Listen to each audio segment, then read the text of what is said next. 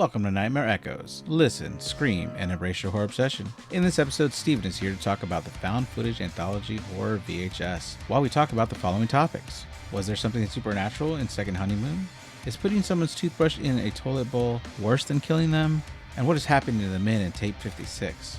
Next week on the podcast is Evil Did Rise. And I wanted to ask, if you're liking the podcast, please share it with a friend. Enjoy the episode.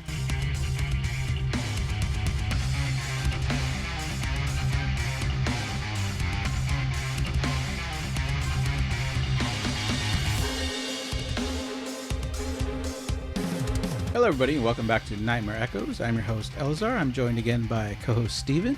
Steven, how's it going? Hey, how's it going? Pretty good, pretty good. I'm excited to talk about VHS today. Yeah. So you hadn't seen it before, correct? No, this is the first time, so that was good because I like to see things fresh without any, like, if you don't read about them, especially with horror movies, if you don't read about them, you've never been exposed to the story or the plot or anything, and then you just dive into it. I think that makes the horror movies the best. Yeah, completely. I can't find anything about an estimated budget, but it made $109 million in the box office. I think a lot of these lately, though, are straight to video or straight to Shudder.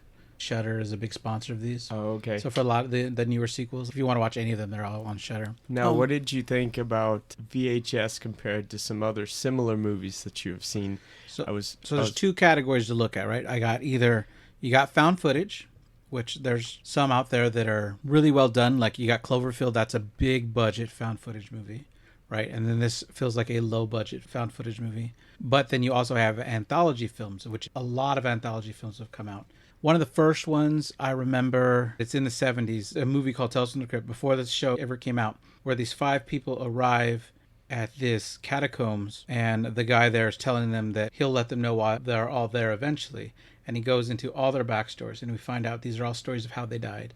And they don't all realize they're dead, but he tells them all the things they went through and how they died. And it's like these horrific tales, and it's like an anthology. And you get small little movies that are put together to make this overall story of why all these people are dead. So sort of like spoiler, Sixth Sense. Yeah, sure.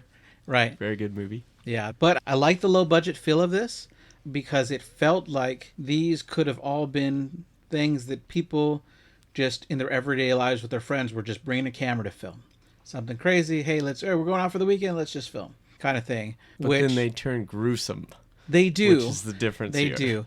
And a lot of people get held up on the fact that a lot of this is recorded digitally, but the concept, at least for the creators of this film, was not that these were shot on VHS. It's that these are traded among a community of people that are trying to collect this rare footage out there of weird things that are happening. And to trade them, they're all putting them on VHSs and making copies of them to trade them amongst other people. So while we have things like the spy glasses, right, that are obviously recording one of the segments, or the nanny cam that's recording another one, it wasn't that, yes, those are digital ways to record things, but eventually someone then took that footage that they found and put it on a VHS and started trading it amongst this VHS community, which is an interesting foundation for the whole concept of this series of films, which there are at least 6 of and 2 spin-offs now. I'm sort of a purist when it comes to stuff like this, so Yeah. It does bother me that it's digital. It should totally be on some other type of film. But does that make sense, though? Yes. Like how that's the backstory, right? Yeah. They're now trading these VHSs. Yeah, I gotcha. But there's 5 segments and then also our wraparound film. That's right. Yeah, because the first film is tape 56.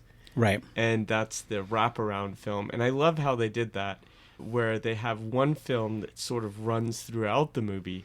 Right. And then these 5 films that are in between, inside that first film. Right. And not all anthology films have that kind of concept, but I do like when they wrap around well. Sometimes they work, sometimes they don't. And I would say that throughout all the movies in this franchise, there's a different level of how well the wraparound story works or not. But this wraparound segment called Tape 56 was directed by Adam Wingard, who worked on Godzilla vs. Kong, Blair Witch 2016, and You're Next 2011.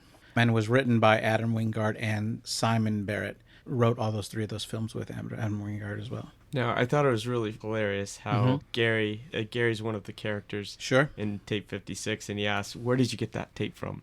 And throughout the tape, it's like him trying to make a homemade porno movie. Yeah.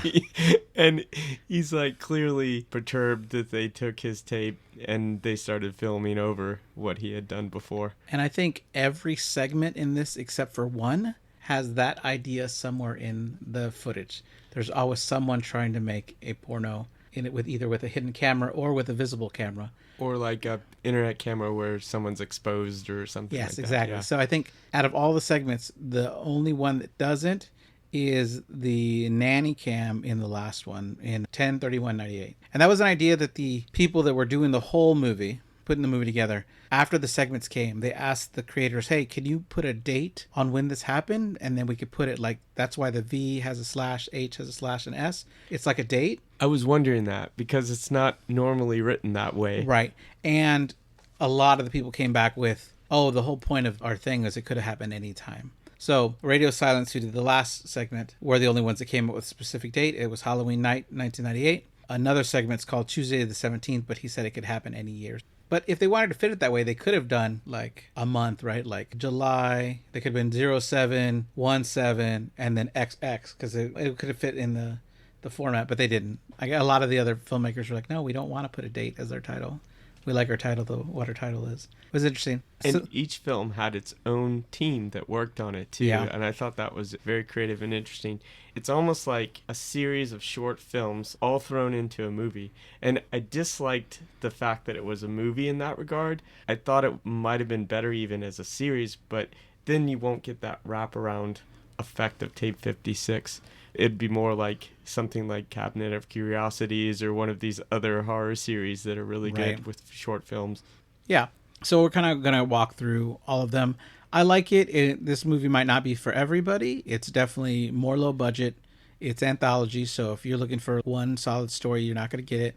But what I really love about this is it introduces you to a lot of different filmmakers, and it gives a lot of different filmmakers that might not have had the budget to put out a bigger movie than their own. It lets them get seen. Because they only got like $50 for filming a woman's tits. So I'm just kidding. Oh, God. That's a reference to Tape 56. Right. Yeah, that's funny. But like Radio Silence, who did the last segment, have gone on to do some amazing things. They did the Scream 5 and 6 movies, and they've done Ready or Not 2019, which I love. It's a great horror comedy. So it introduced me to them. I mean, I kind of like it for that. The concept of, hey, let's get a lot of smaller filmmakers to do it. Ty West did one of these. He went on to do Pearl and X and Maxine, which is pretty good. But yeah, so Tape 56, we get a bunch of guys who are driving around a parking lot, and they're trying to get money. They're trying to get footage of going up and basically violating women by sexually assaulting women. Yeah. And filming there. They get two guys to hold her, pull up her shirt, and another guy with the camera gets to film them while another guy is holding the boyfriend back so he can't stop them from doing this. Then they all run off and drive away. What's funny behind the scenes wise, because I listened to the commentary for this, the directors of that segment contacted the police department and said, hey, just so you know, in case you get reports of a woman screaming and people assaulting women, we're filming this segment for this movie. So when they did, sure enough, get reports like, hey, I think there's people assaulting women in a parking garage, we're hearing screaming, they called them up and say, hey, is that you guys? He's like, yeah, that's us. Okay, thanks. And they're like, they thought it was actually a little too easy to do this, because like, if someone were to really do a crime, it was a real criminal, right? It's like, hey, you're gonna get phone calls that we're assaulting women, and they're really assaulting right? them. That would be bad. It's not an actress or something, right? Yeah, interesting. So after that, the tape cuts away, and yeah, it keeps cutting in and out of this guy trying to make a porno without his girlfriend knowing that he is filming them having sex. It cuts to them with baseball bats. I'm like, oh, they're going to play baseball in the snow, but I was definitely wrong. Yeah, they're miscreants. They're vandalizing property. They're destroying. Clearly, this is made in America because they got them baseball bats. Yeah, they're going around destroying property. They're just, I guess, filming it like them being idiots. And then later they're at home, and one guy is telling them that $50 they got for recording is nothing and they can do better. And another guy thinks he means that they should go to upskirt videos because upskirt videos make more than this, but that's not what he's talking about. And because he's not listening, that guy, Gary, takes one of the baseball bats and smashes the TV with it. And I'm like, dude, that TV had to cost more than $50. Like, you're trying to prove a point you can make more money, but now they got to replace that TV. I thought it was kind of stupid. But in the end, that type of CRT television, when the flats screens came out, you can pick them up for $5 at Goodwill. That's probably true. Yeah. Yeah. But they show them in a car, and Gary's telling them where to drive. He tells them that they need to break into this house and steal a very specific VHS tape. We see that one guy's name is Rox. He's holding one of the cameras. Gary's telling them they'll know which tape it is when they get in there. Gary tells them that the guy is a fan of all their work, and they said that can't be possible because they never put their names on their work. They don't attach it because it's all like illegal stuff. So he's like, I don't know. The guy says he knows who you are. He wants you to film yourselves stealing this tape. And it's so mysterious. They never mention, or Gary never mentions who this person is. Right. There's just this mysterious person who's willing to pay money for these guys to do this crime. Yeah. Then we get a scene where it cuts back to that porno that he's trying to film. The girl asks if he has a condom. This is where she notices the camcorder. She gets obviously pissed, gets dressed up, and then she leaves. And I'm like, guy, you're an idiot. If you didn't record this, you were going to have sex. But now, because you got caught recording it, you're not going to. I just thought that was funny. But then they show him running up to the house. Interestingly, this was the director's stepfather's backyard. The basement that they film into is his basement. Wow. When they get in the house, they go upstairs. They're looking around, and they find an old man. It looks like to them that the old man's asleep, but they find out the old man is actually dead. He smells. So there's another thing that happens with this room where the dead man's in the chair. How many TVs are there? There are at least 5. And they're all kind of staticky in this weird state. I thought it was a really good, creepy effect with all the static and the noise. Multiple VCRs. It's interesting. Yeah. At this point, I noticed that there are 2 cameras being operated, because I didn't notice that the first viewing. But 2 of these people on this trip in Tape 56 are holding camcorders. We got the one that stays with the guy watching the VHS tape, and then the one that goes downstairs when they're going down to look at the basement. So the 2 camcorders. I didn't catch that. I thought that the camera stayed with Brad, who stayed to watch that first VHS. Right. Well, Gary and Zach go downstairs. They have a camcorder with them. They have the... Right. Okay. Yeah, upstairs, Rox and Brad find the old man sitting down in the chairs with all the monitors. But yeah, they leave Brad. Is that what you said? Brad by himself? Yes. Right, and then they all go out. He found a tape in there, and so he's watching that tape in the room with the dead guy. Now, I wouldn't do that. Yeah. They don't even check the vitals on this guy. They're just like, he smells. He's dead. Right. But they don't even know. And so this guy's just sitting with this dead guy behind him watching a creepy video. I don't know. Especially with the smell. But he was like, I don't want to be stuck in here. But they're like, do it, just do it, man. Peer pressure, I guess. All right, but then we cut to our first segment, Amateur Night, directed by David Bruckner, who did the 2022 Hellraiser and 2017's The Ritual. Was written by David Bruckner and Nicholas Tukoski. This segment is the one that fans most cite as their favorite. It got enough attention that they made a spin-off. They made a whole movie. It's called Siren. It came out in 2016, which is 4 years later. It follows a group of guys that are going out for a bachelor party. One of their friends wants to throw them an unforgettable night, takes them to this crazy bar that has this insane reputation. It's supposed to be full of witchcraft and stuff, and then they take out way more than they bargained for. Is that the spin-off from That's this? That's the spin-off of this. Wow. It's called Siren. I was curious if they keep the concept of the video glasses that are happening in Amateur Night. No, it's not a found footage movie. No, it's just a longer movie with this same concept. They made it, I think it was like an hour, 20-ish minutes. But let's go into this one. Amateur Night, we have Sean, Patrick, and Clint at a hotel that they rented. Clint is trying on his new glasses they got for him. They're these spy glasses. Fucking internet from the fucking internet. Yeah. They want him to wear them while they go out to party. They want to see if they can get a bunch of girls to come back. They want to, without their knowledge or permission, want to film a porno. So this is the second reference in this movie already to trying to film a porno, and this one as well, without the girl knowing that it's happening. Interestingly, they did shoot all the scenes in the mirror with those glasses, but they said they were really troublesome, and they could do a whole scene and then find out it stopped recording halfway through because they had no way of knowing. They'd have to render the video, then watch the video to see if the shot worked, which took a lot of time. So the rest of the shots that are not in the mirror were done with a helmet camera that they built. They had the character walk around with a helmet camera on to make it look like we were seeing it through his eyes. Okay. Well, interesting. I do like the mirror scene. I thought that was very creative. Yeah. So Patrick is super excited that he's agreed to wear these glasses. I think Sean calls him a super spy and super ass titty spy. Something like this. Now they're going to go get fucked up and film a porno. Right. At least that's the goal. We got a scene where Patrick is so excited he's humping the bed, which I think is a little hilarious, right before they get to them in the car. Patrick is driving, but he's also holding up a phone and watching a porno. It's just on the phone there in the thing. It's just so weird. They're just watching internet porn. Porn dogs. Yeah. Sean is in the shotgun seat, and they pass girls that they say are attractive, and then they pull over. And we cut to them on the sidewalk. They're trying to approach the girls.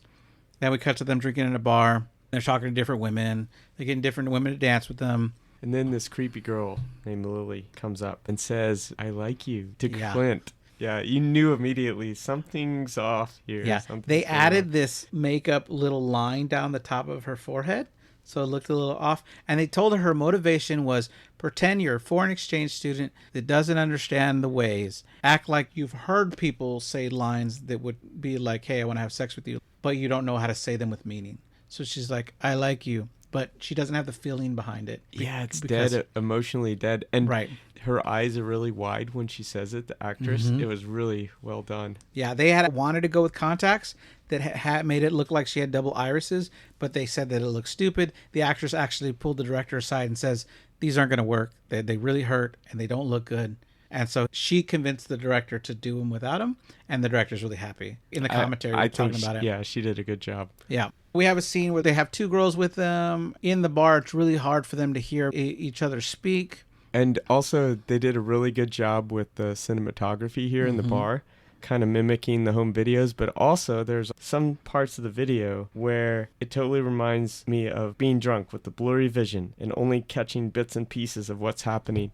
And I noticed that, yeah, it just seemed like a really well done scene there in the bar where they were mimicking being drunk and having a home video being made at the same time.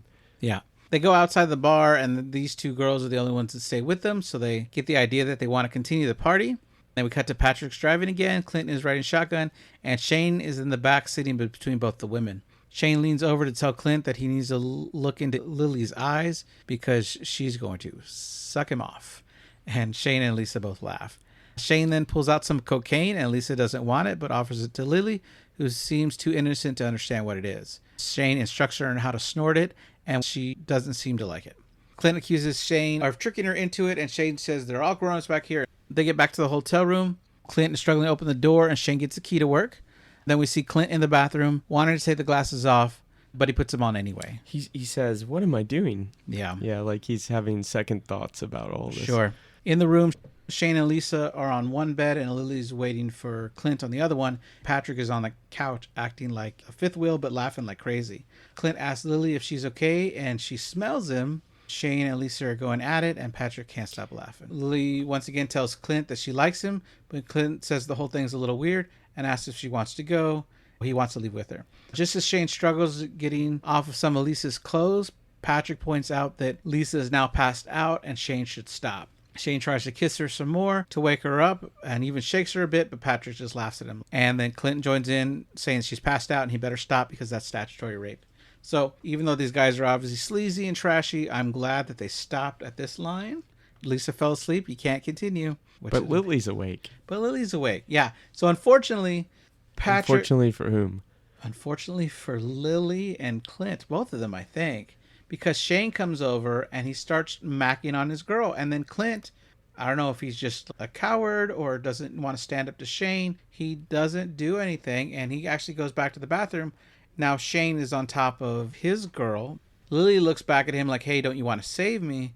But he doesn't do anything. Shane starts to compliment Lily's face and then leans over and starts kissing her while she's looking at Clint. So Clint goes back to the bathroom. Shane doesn't want him to because he wants him to watch so that he's recording it, which is so awkward. Patrick is laughing, but it seems more like a nervous laugh now. Clint comes out the other side of the bed and Shane tells him to capture this shit on camera. Shane takes off Lily's dress and revealing that she has no bra or no panties. Now Clint is asking Shane to stop while Shane takes off his belt and goes back on top of Lily, and Patrick laughs. Shane's now having sex with her, and she turns over so she can be on top. And while on top, she pulls Clint in and kisses him, or at least licks his face while she's riding his friend. While kissing him, she tugs at Clint's belt, and Clint rushes to take his pants off. And then we notice Patrick is taking off his pants as well because they think they're going to have a four-way right there. Or at least Patrick thought that at this time. Clint starts to stand up for her, but then goes back to the bathroom again. Clint looks out for just a second, and we see naked Patrick standing next to the bed and goes back to the bathroom and shuts himself in. He tells himself to get it together when Patrick bursts through the door, hitting Clint to get out of the way. Patrick has a wound on his hand and says that she bit him. Patrick is naked, and you can see full frontal, which the actors was very happy that, hey, at least they're showing him too. Right? And they thought it was very important. The directors thought it was important because he's very vulnerable in this moment. And it shows his vulnerability by him being naked. So now when she starts attacking them, he's naked. And usually in these types of movies, they're fine showing the female body, but not the male body. So I thought that was an interesting touch. And the vulnerability makes sense now. Clint comes out, tells Shane to stop touching her. When Patrick comes out to ask what her problem is, she's turned screaming. Now her face looks like a monster. She has teeth that look like fangs, and then the lights go out. Yeah, whenever this was happening, she seems to be attacking them, but she also had the vampire-like teeth just appeared because she didn't have them before. Right. But then when the sexual scenes started happening and the attacking started happening, things are sort of revealed. Her face has changed, as you mentioned. The vampire-like teeth appear. Right. Clint tries to go out of the bathroom again. They run back in there, right? But Clint tries to go out of the bathroom again. Patrick doesn't want to open the door, but eventually lets Clint go out. On the bed, we hear Shane screaming while Lily is still on top of him, but it appears she's eating his flesh now, and there's a spray of blood all over the walls. She's also slurping a lot. Yeah. Yeah, I've noticed the slurping. It is very creepy because I can't think of another vampire movie that I've seen where they're slurping like that. Yeah. But clearly the vampires are more sophisticated, like sipping wine, sipping blood. But no, she's all into it. She's... So Clint runs back to the bathroom again. Patrick wants to know what he saw, but he doesn't want to tell him that Shane is dead. Patrick asks what's going on. They both run out of the bathroom. Lily pulls Shane's body into the air and then it lands on the far side of the bed. Clint runs into the bathroom and Patrick asks him what he saw repeatedly, and he tells him Shane is dead. Patrick, pulling himself together, pulls down the shower rod to use as a weapon and tells Clint to follow him, and he runs out in a charge, but stops when the lights go out again. Lily is standing there in the dark with her arms crossed over her head. As Patrick slowly itches up, Clint tries to wake up Lisa, who has slept through this whole thing. Lisa just moans. Patrick then screams an attack, but his weapon is caught one-handed, and Lily jumps on him, sending him to the floor, and we hear the sound of her eating him. But it's hard to see because the lighting was so bad. Clint falls over Shane's dead body and gets blood all over him. And she's still slurping, too, this whole time, enjoying her meal. Clint starts to crawl towards the door. He looks past the bed, and we see Lily holding Patrick, eating his neck. I think she throws Patrick's scrotum at Clint's direction. I'm not sure. Is that what it was? I thought it was, although I guess it could have been intestines, but I'm not sure. Yeah. There is a lot of blood. And that's another thing that's missing from other vampire-like movies or vampire movies is they don't really show that much blood. This one is gruesome. It's got blood everywhere. Right. So he makes his way outside, and we see he's on the second floor, and he starts running towards the stairs. We get inside the stairs of the building. He panically trips, and he rolls down to the first floor. He looks to see that he has broken his left wrist, and his bone is pushing out. And this was a pretty gross effect. A lot of people don't like this effect because it's just so real looking. He's losing a lot of blood, and then he tries to push himself up, and then Lily comes into the frame above on the top stairs. She's crouched really low like a creature. Clint starts to freak out and tries to crawl away, but she has him in a corner.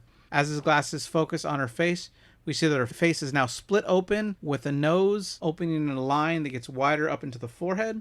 She tells him again that she likes him and then starts to go down on him, licking him above his clothes as he's crying. It looked like she might have bit him at this point, and the slurping continues.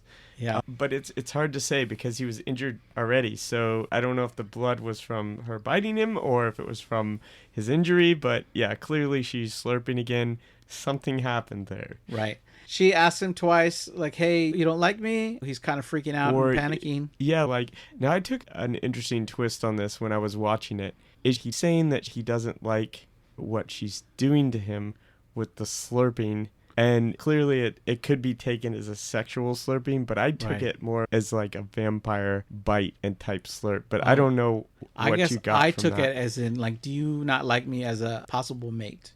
Like, she has an attraction there. Do you not like me? And then he can't hold it together. In that regard, I thought if he wanted to save his life, even though it meant he might be hers forever, he would be like, "Oh, of course I like you. Of course I like you. I just have to get used to this idea or do something to stay alive." But The fact that you killed my friends, I just have to get used to that. It's okay. exactly. He is able to make his way around outside again. He gets on his 2 feet, runs again. He passes by an office which is locked. He's begging to look at the phone. The woman inside points to the emergency phone, telling him to go that way. They run by, and for a half a second, you see a shot of a man and a boy coming out. Then we see a couple people drunk, sitting, drinking by a truck before he's lifted in the air and taken off. Now, here's what I saw. And this goes along with the vampire theme. With the cinematography that was done at this point, I could totally see him as a bat flying around outside. Yeah. Hitting a window, going in this guy's face. You think he was a bat? I think he was turning into a bat because if you see when he goes further up in the air after he encounters the man at the truck, the man's almost shooing him away. And then as he goes further and further up in the air, the glasses appear to fall off and it flips very quickly and shows a bat. But that's her. And then it's falling. She kidnapped him. Oh, okay. She so was the you bat. think that she's picked him up somehow. Yeah, she's the monster. And she flies away. I missed that part. She grabs him, right? Yeah. But 2 cool things. So interesting. One, all the people there in that scene as he's running by were the family that owned the motel that they filmed at. All right. Okay. Can we film here at this motel? And they say, yeah, can we be in it? Be in the film. The office worker, the woman that pointed at the emergency phone, she gave feedback like, hey, I would never even think to pick up this phone. I would tell the person, go use the phone over there. I'm not letting you in this office. They gave him like feedback. But even the little kid was one of the sons of the family that owned that hotel. They got to be in this horror movie. Now, just hear me out. Sure. If she liked Clint and she wants to transform him into a vampire so that he's with her forever, she's going to bite him. He's going to transform. He could potentially be a bat or a vampire. Yeah, I don't think that's what would happen, though.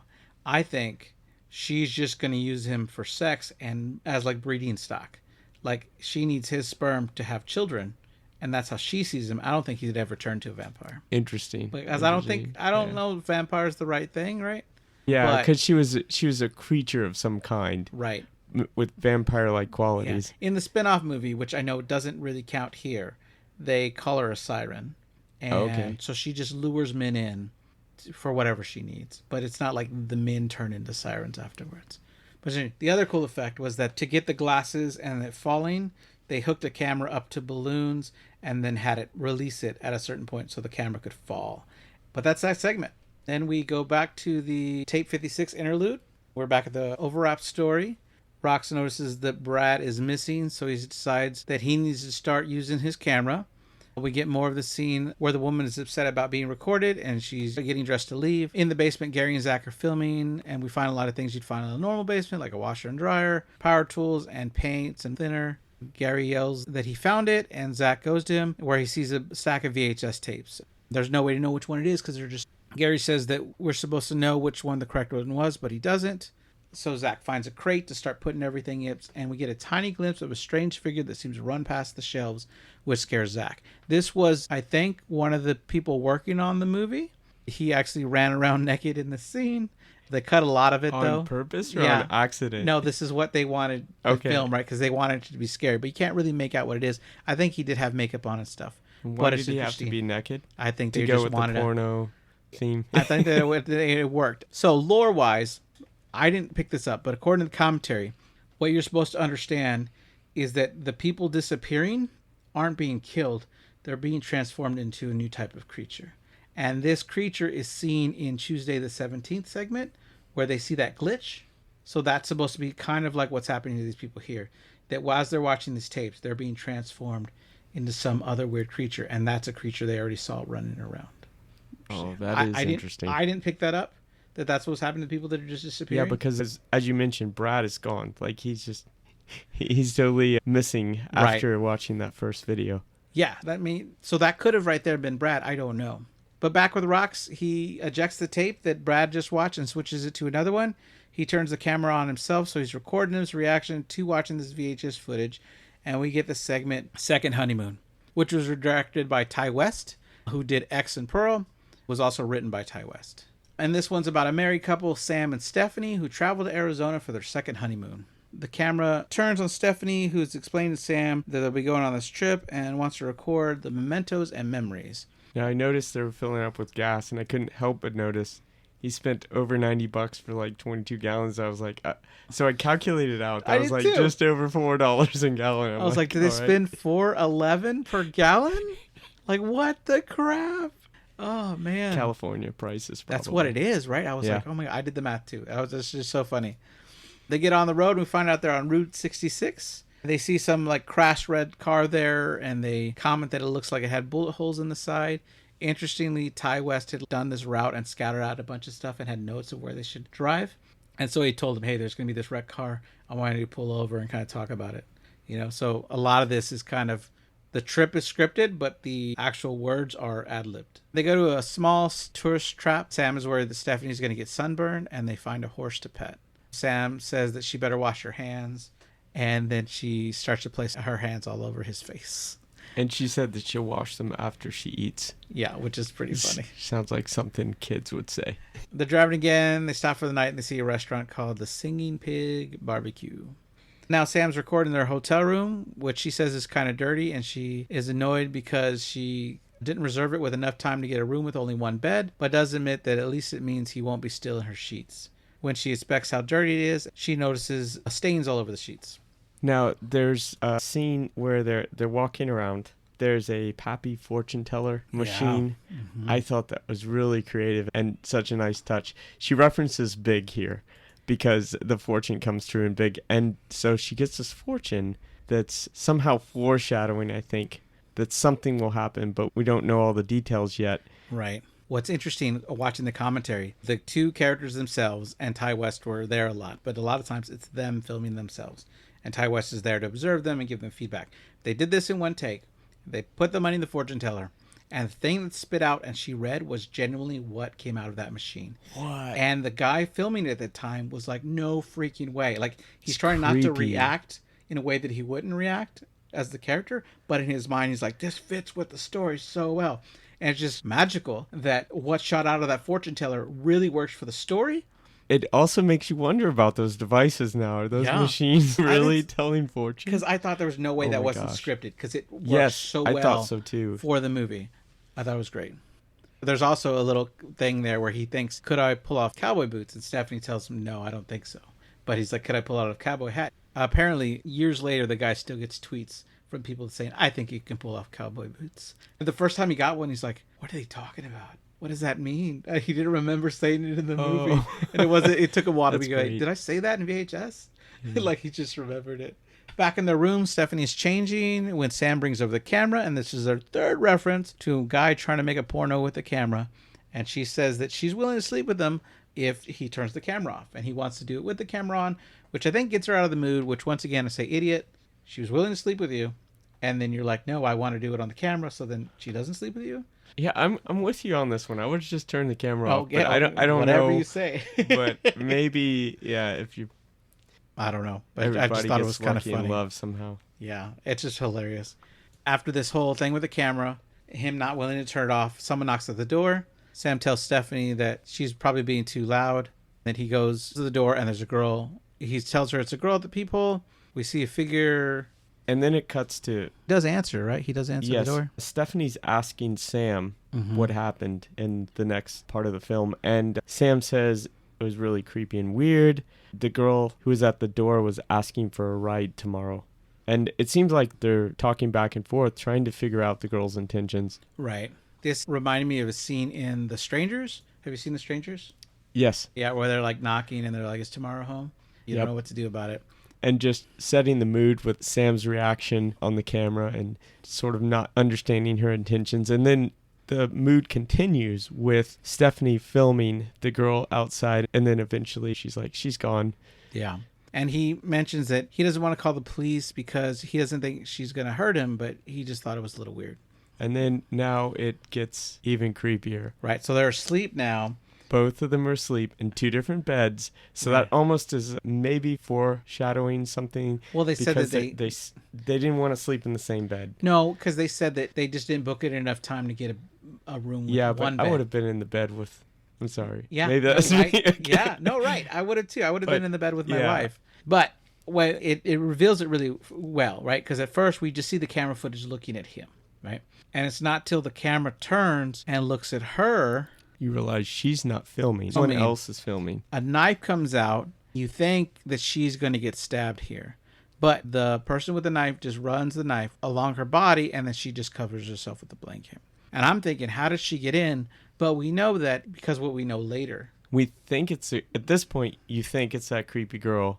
Yeah. But you don't know how she got in. Yeah. Now, one of my favorite parts for a comedic effect is her dunking Sam's toothbrush in the toilet. It's my least favorite part of this whole movie. I thought it was funny, like just a practical joke. So did the like, direct. why did they leave that in? Why? Anyway, it reminded me of like high school pranks that people do. So Ty West was not in the commentary. They did have 9 people in the room because there's so many people that worked in this movie. But Ty West was out filming another one, so the people putting together the movie were in there to talk about it. The 2 actors in this movie were there too. But they said they've gotten more people upset over this toothbrush in this segment than the murder of the guy, which I felt upset about too. Like, he can die. Just don't mess with his toothbrush. Don't mess with my toothbrush. Make sure he has good, clean toothbrush. I know. And kill him. It did bother me a lot. I was, oh my gosh. We also see this mask that she's wearing. Right. Interestingly, there in the overwrap scene, there was supposed to be a part where they found the mask, and that was supposed to connect it more with the whole film segment, because this is the only one that has absolutely zero supernaturalness in it, besides the fortune teller. Mm-hmm. The fortune teller's supernatural, which was not supernatural because that was the real fortune. You That's said, "Wow, this got my mind right twisted." All right. So the next day, Stephanie is saying that she hopes it doesn't rain. And we see Sam using his toothbrush. They're driving. They have a scene where they pull over and Sam's asking her if she took his money. And she says she didn't. He says there's $100. So he knows he did because now there's 0.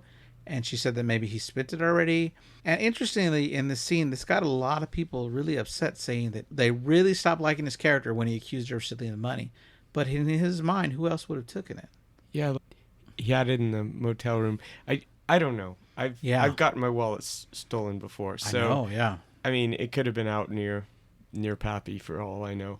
Yeah, but it just like a lot of people say that this is when they stopped liking his character. If he was a loving husband here, he probably he did make kind of a big deal out of it. Now, I don't know about you, but this was one of my least favorite segments anyway. So the characters, both of them, were not my favorites. Yeah, I don't know. I mean, we're not there yet, but pretty much for me, like, why go on this crazy trip, record this crazy trip? You have witnesses that you went there, like you're seen with your husband, and then he's killed and you vanish. They're gonna know you were the one on the trip, right? That's what I'm thinking. I'm thinking, how far could she have gotten? She couldn't have gotten away with it. It's gonna happen eventually. Somebody's gonna go into their motel room. So let's talk about that. The next night, the camera's on again. Yeah. And the knife comes back out, and Sam's throat is slit. Right. It's crazy, right? Yeah, we did skip this cool part of the Grand Canyon, though. They stopped at the Grand Canyon. It was filmed really beautifully, which I just thought was cool. Like, the actors got pretty close to that cliff edge, which I thought was pretty crazy. Now, there's another interesting thing that happens right here where Sam was talking about how he heard a lady talking on a phone like 50 yards away or something, but he could still hear her. It just almost gives you chills of like, okay, is the girl following them? Is she around somewhere lurking about? So as you said, that night, they're back in the hotel room. The footage comes on again. This time a knife comes out, stabs him in the neck. Blood starts coming out of his mouth right away. And then we see that it was the girl that killed him, but she starts making out with Stephanie, takes off the mask, and we see that Stephanie knew the girl the whole time, that the fortune teller was right, and that they're lesbian lovers. And then it cuts to like them driving in the car together, riding in the car together. And so Stephanie's asking the girl if she erased it. And clearly she didn't erase everything there. Yeah, there's a cut-in of footage of road, and I wonder if she rewound it a little bit and started recording, but didn't really record that much. And so she intended to record over more of it, but never got around to it. But yeah, I don't know. I think she didn't get away with murder. There's no way. But then we're back at tape 56. Confused by what he witnessed, Rox fails to notice the corpse has disappeared. I saw that, yeah. The chair is empty. The dead guy's gone. And he says, what the fuck was that? But he doesn't notice behind him. Yeah. The dead guy's not there anymore. In the basement, the people down there are considering making copies of the special tape so they can make extra money. Like, why sell it once when you can sell it a ton of times? Rox isn't sure what he just watched. He ejects his tape, and Rox switches the tapes.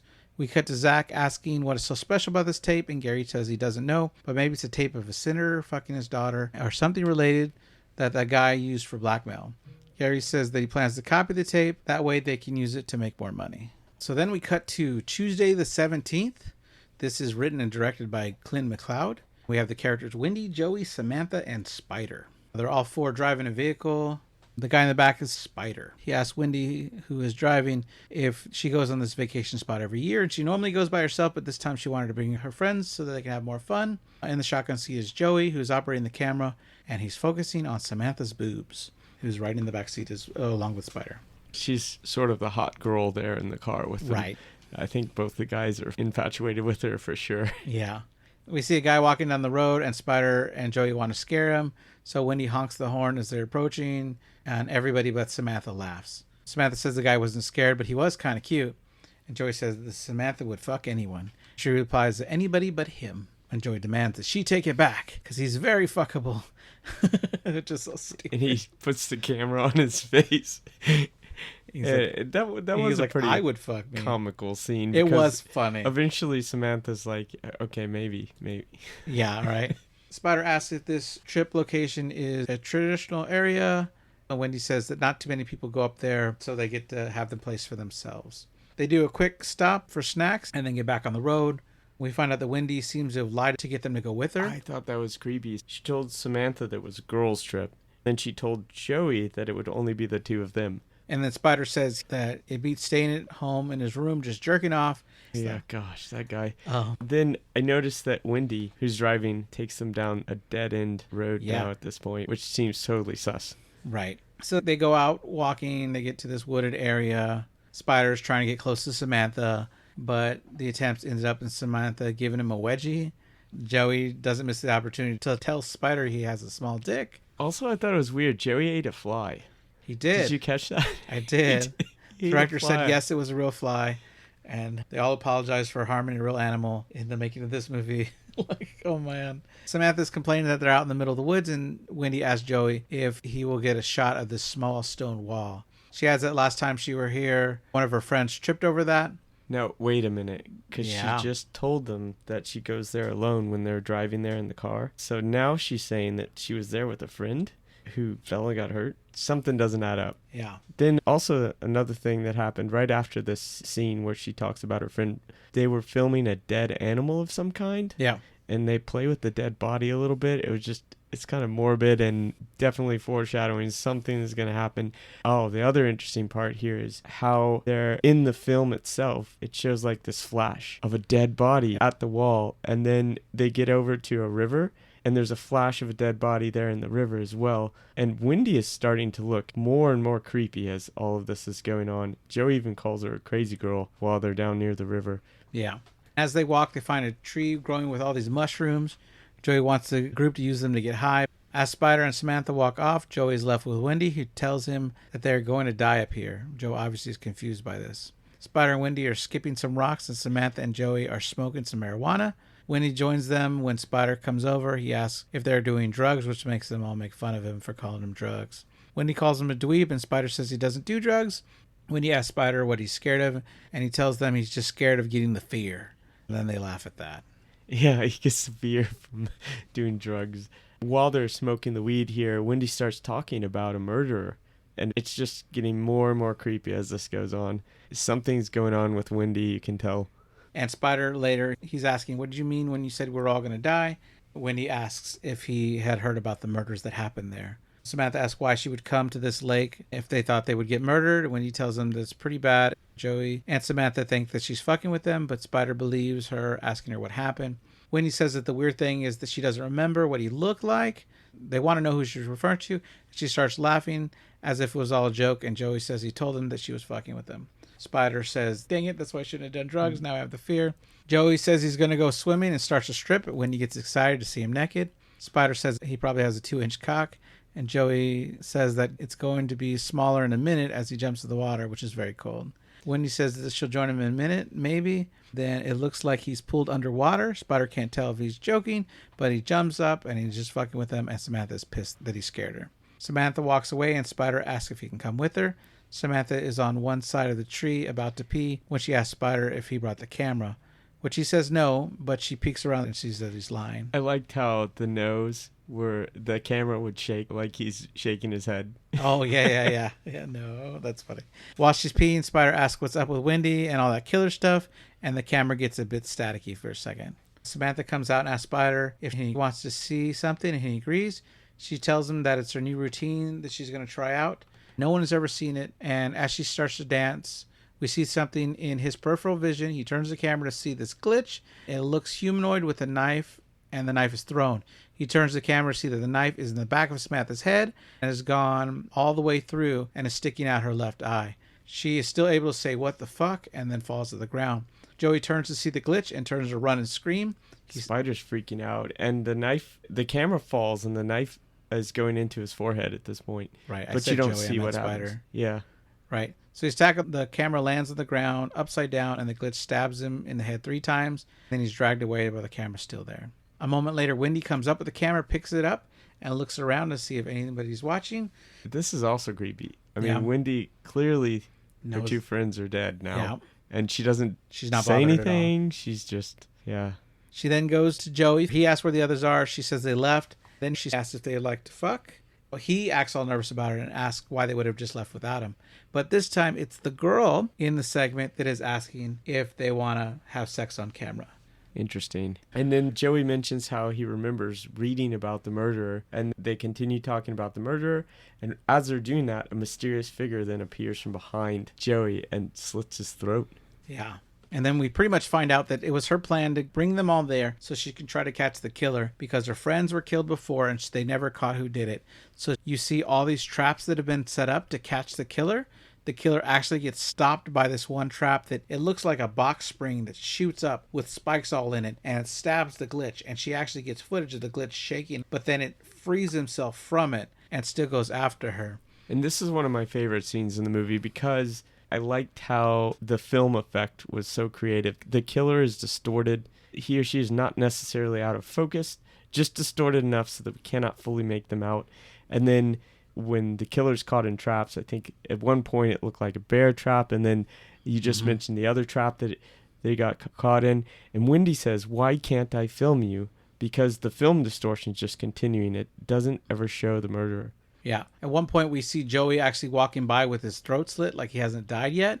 And then Joey's dead body starts to glitch. Wendy says, "If you're watching this, don't come here," like as a warning. But at this point, her intentions are clear. She brought these people here to try to find and expose this murderer, and it's going horribly wrong. Right. The killer jumps down and tackles her, beats her face with a camera, and then he slices her guts open. He throws the camera, which shows him playing with her intestines. After the glitch leaves her dead body, her body starts to glitch out, implying that she's going to become one of these glitch creatures. Yeah, and I caught that too. It seems like all of those characters that died there, they've been glitching on the camera after their encounter with the murderer. At one point, when the killer gets caught in the trap, Wendy shouts out, "I beat you 101, asshole." And I was like, I don't know. He just got out of a bear trap earlier. A little too early to celebrate. So back at tape 56, interlude number 3. Dead guy's back in the chair. Gary tells Zach to look through some of the tapes, and he complies. Rock was watching the tape, but now he's gone. And for some reason, the other body is back. Zach and Gary get up there. Gary says that he's probably downstairs, and Zach reminds him that they were just downstairs. But Zach doesn't want to stay in a room where a dead man, and Gary says something to the effect that he must be hurting Zach's vagina, which apparently convinces Zach to watch the tapes. Like, apparently that's enough of an insult to convince him to be in a room with a dead body. Again, I wouldn't be watching these films with this dead guy in the room. And, I mean, they're not even facing the dead guy, so they don't even know what's happening behind them watching them. So then we start the segment called The Sick Thing That Happened to Emily When She Was Younger. This was directed by Joe Swanberg, who was an actor in You're Next, and was written by Simon Barrett. So this is all filmed on Zoom type technology. At first they were trying to figure out how they were going to fake this, how were they going to film this with a camera and make it look like that. And then they finally came up with the idea of, you know what? There's so much good capturing technologies now for Zoom calls that it would just be easier. The actors don't have to learn how to operate a camera. They could just use their computers. We don't have to build a fake computer for them to be looking at. They can actually do this, and they could actually be playing off each other because they're in separate rooms talking to each other, which I think is really cool. We start with call number 1, and we were seeing from James's computer that he is having a Zoom call with Emily. And on his computer, a folder with her name on it, and another folder just called folder. A lot of people are confused by this because he says he's not filming. Oh, I forgot to film it, when he obviously is. But the whole point is that he's lying to her about this whole thing, right? Oh, I didn't catch that. Right. Yeah, because in the end, he was recording. He was supposed to be recording.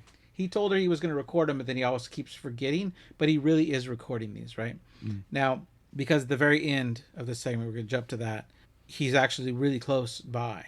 Like when it's exposed. Yeah. And one of the things I liked about this film segment was how there was a lot of suspense and build up. Watching this one gave me the chills because you don't know what's happening right away. Yeah.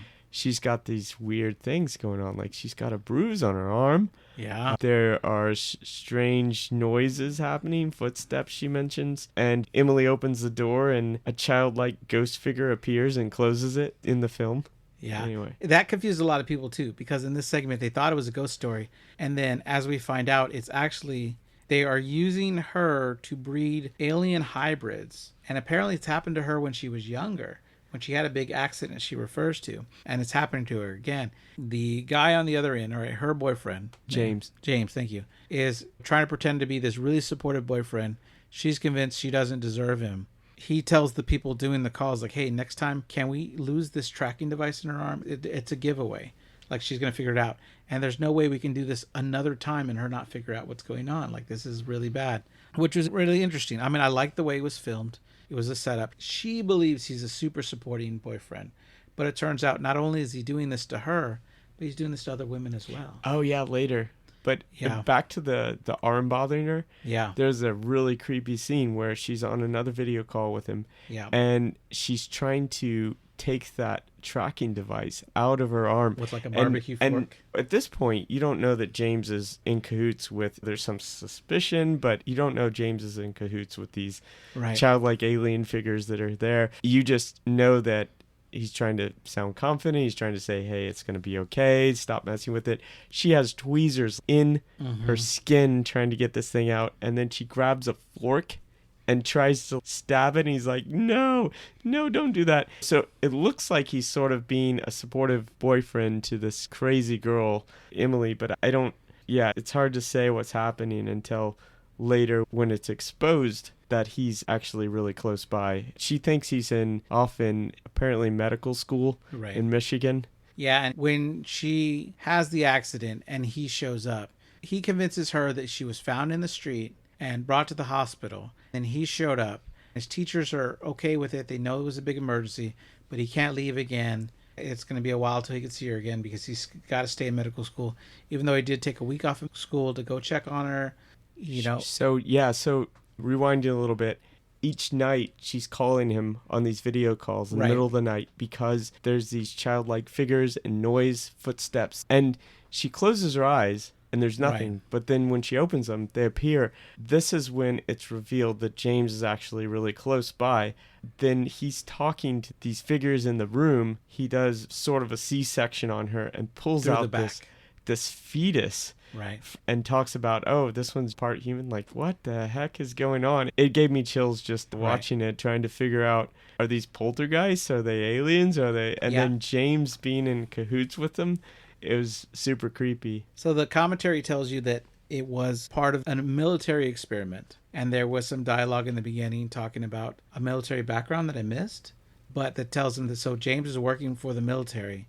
And the military is using these women to try to breed a half human, half alien hybrid to try to make humanity stronger or the military stronger, which is different. I didn't get it. But yeah, this whole segment takes place over a series of 8 calls with Emily. Then there's a new girl at the end. At the end, yeah. So there's 9 total it's clear calls. He has other women he's been working with to do this. And, oh gosh, lie of lies.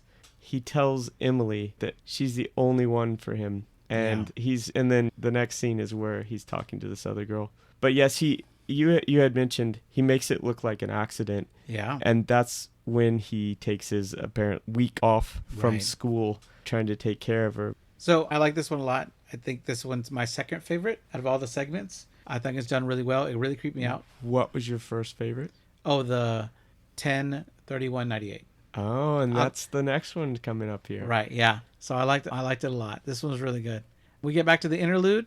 Both Zach and the corpse are now gone, and Gary's the only one left. He searches upstairs. He finds the decapitated remains of Zach and is attacked by a zombified old man. Fleeing downstairs, he falls and twists his ankle and is killed by the zombie. In the TV room, the VCR starts by itself, and we get the next segment. Yeah, and so nobody's watching it. It just started. It's crazy, right? This segment is 10/31/98. It's directed by Radio Silence, who I love for, like I said, Ready or Not, and Scream 5 and 6. They also wrote it, and they starred in it. The people in it are Radio Silence. All right, the scene starts with 4 guys at the park playing football when one named Matt is on the grill, but he realizes he forgot any utensils to flip the meat, so he's using like paper plates. Like styrofoam. And they're like, yeah. To flip the meat over. Men improvise. There's a comment about that. Oh, yeah. Oh. And we get a little bit later that night, the camera cuts to Tyler, who's dressed as a teddy bear, and he has a nanny cam in his costume. He's checking himself out and adjusting the camera. When the car honks, his roommate says, your dumb friends are here. He walks out, and they're all intending to go to a party. Interestingly, they said they cut a lot of the stairs because the stairs to the apartment that they lived at the time that they were filming at, it was like a crazy maze. They called it like MC Escher. You had to go down like 5 stairs to get to the parking lot, and they thought that would just bore the audience. I'm glad they cut that. I don't think I would have wanted to watch that part. So we get into the car, and of the 4 people, Chad is dressed as the Unabomber. Matt, who is driving, is dressed like a pirate. Paul is dressed like a Marine, and they go on their way. One point along the road, they get lost a bit, but they're also stopped by a train at a crossing, which is pretty important. And yeah, I saw that, and I was like, is something going to happen with the train later? It's pretty obvious. So the fact that they cut out the stairs, because that has nothing to do with anything, I think that was a good cut. And they kept in this train scene. I thought that was really good. Right. The first time through, I did not think, oh, something's going to happen with the train. So it was really good. On rewatch, they're going, oh my gosh, they showed the train earlier. Yeah. That's pretty cool. So they're driving. They're trying to find this party, and they're confused about the name of the street. It's either Mariposa or Montecito. Matt just turns down the first one that starts with an M, which is Mar Vista.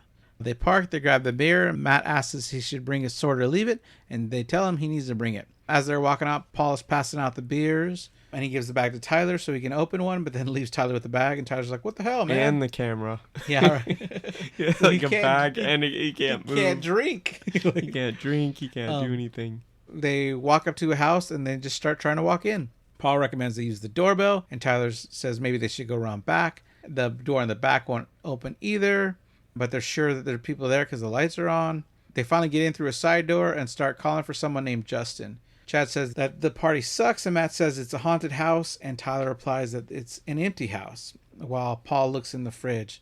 They guess that maybe Justin went out for beers, and they walk into the dining room. The lights start to flicker on and off. They think it's part of the effect of the haunted house, and they laugh, saying that it isn't that scary, and they've seen scarier things. Tyler stays back in the painting room when he seems to see a spirit trying to crash through a wall, and then he turns the camera to see what looks like a ghost of a woman standing on the stairs. Yeah, the figure appearing on the stair landing in the film was interesting. And then a couple of guys come out of the room saying that there were people reaching out to them from behind a wall. Yeah, you don't see it. It's pretty neat. You're like, what the heck are they talking about? Which I think was a good build-up, right? Because they were like, that's a good effect. How did he do that? This haunted house is amazing. Then they head upstairs. While they're up there, they're talking about last year's party that Justin rented a castle in the desert. So that's why they think this year's theme would be a haunted house party. And it's totally something that Justin would do. Upstairs seems just as empty.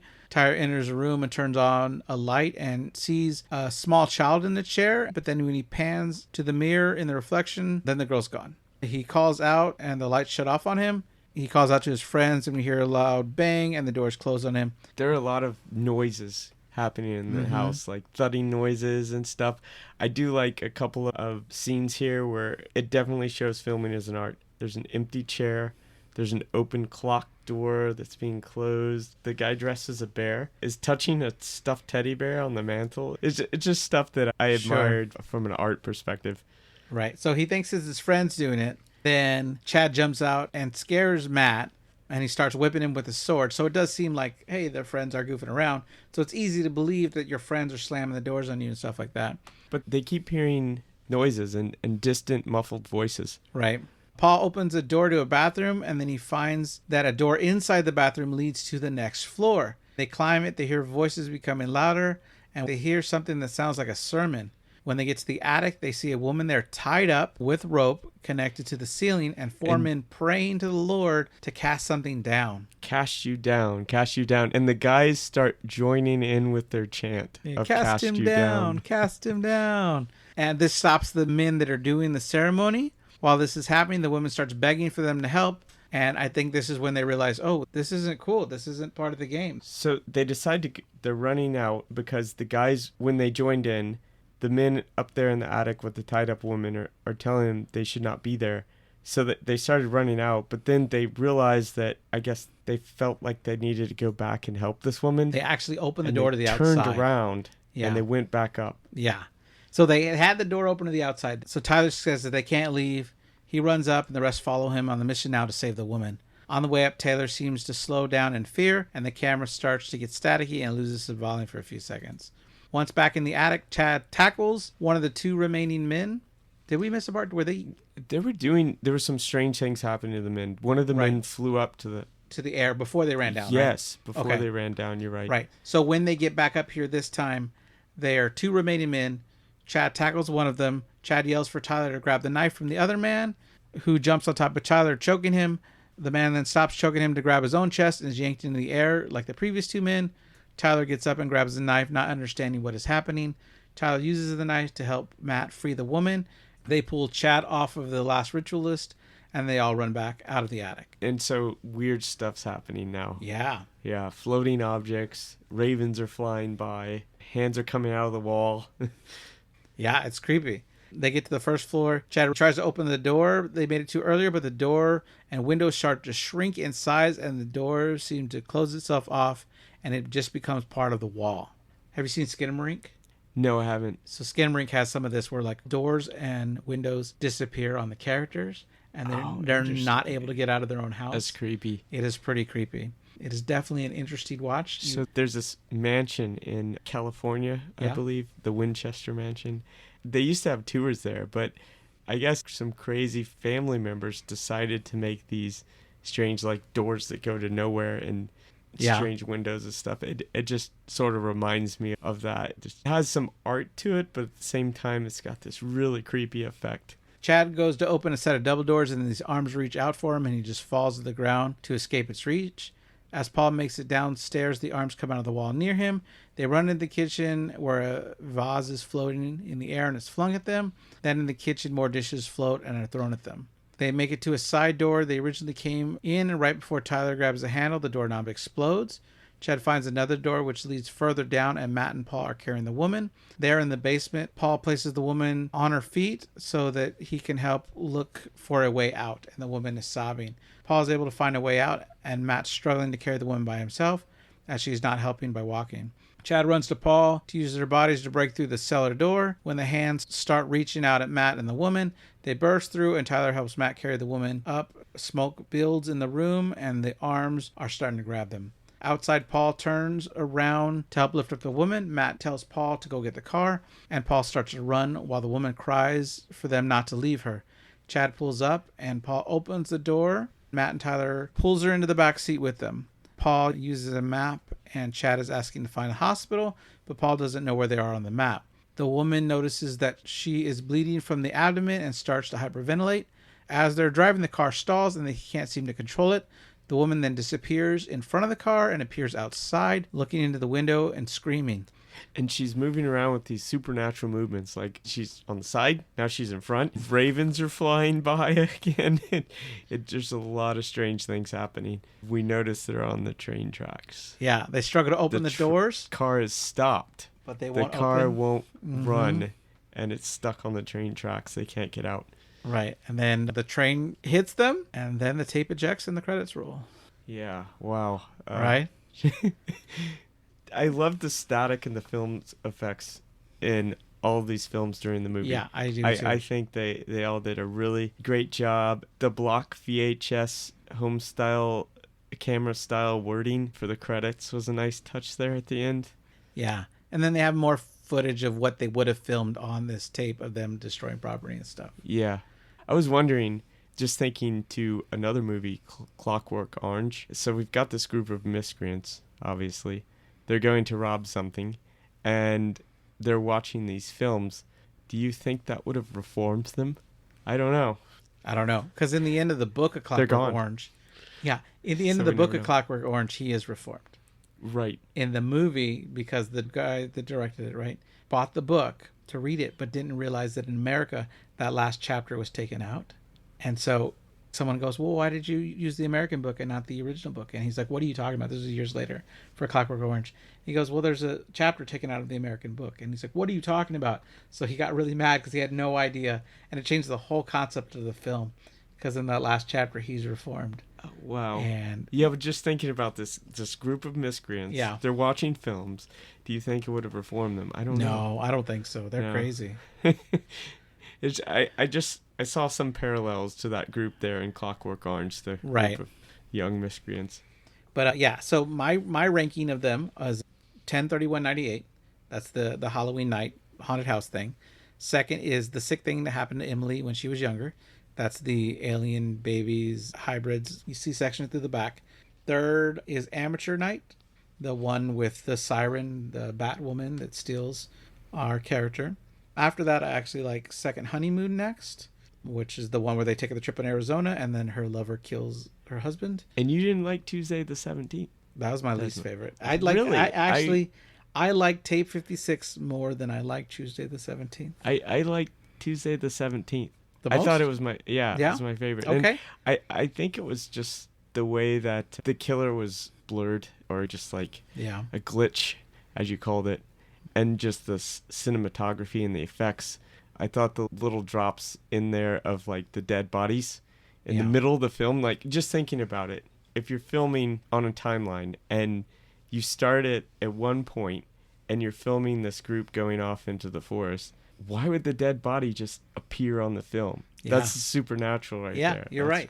And I'm sure a year from now, my ranking might change. But anyway, I did like Tuesday the 17th. That's cool. So. But I do agree with you on the other rankings there. As far as the film goes, that last one, the 10/31/98, I thought it was an amazing film. Right. Yeah. So I hope that you'll watch some of the later ones eventually. But thank you for doing this. I had fun. Yeah, this is a great movie. Yeah. All right. Well, thank you everybody for listening. If you'd like to follow us on Instagram, we're at Nightmare Echoes Pod.